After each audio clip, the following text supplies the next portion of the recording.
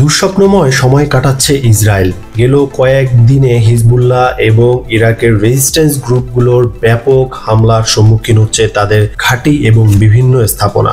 বৃহস্পতিবার দিনটিও তার ব্যতিক্রম ছিল না। এদিন ইরাকের ইসলামিক রেজিস্ট্যান্স গ্রুপগুলো ইসরায়েলের হাইফা বন্দরের বিভিন্ন স্থাপনায় হামলা চালিয়েছে। তারা জানান, গাজায় ইসরায়েলের বর্বর আগ্রাসনের প্রতিবাদ হিসেবে এইসব হামলা চালানো হচ্ছে।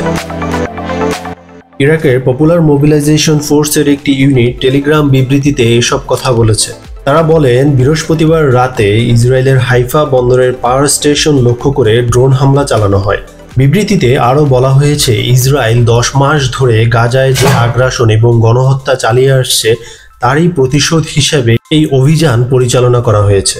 এছাড়াও ইসরায়েলকে আমেরিকার ক্রমাগত সহায়তার প্রতিবাদে ইরাক এবং সিরিয়ার বিভিন্ন স্থানে আমেরিকার ঘাঁটি লক্ষ্য করে মোবিলাইজেশন ফোর্স তাদের হামলার পরিধি বাড়িয়েছে।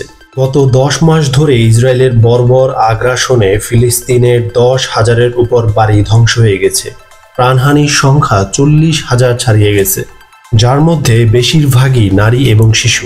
নেতানিয়াহু সরকারের এই বর্বর হত্যাকাণ্ড আর মেনে নিতে পারছে না ইসরায়েলের বিরোধী দলগুলো।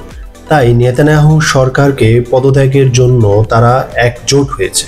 বিরোধী দলীয় নেতা ইয়ার লাপিদ এক্সে দেয়া এক বিবৃতিতে জানিয়েছে যে এই ধ্বংসাত্মক সরকার যতদিন না পর্যন্ত পদত্যাগ করছে ততদিন আমরা আমাদের আন্দোলন চালিয়ে যাব।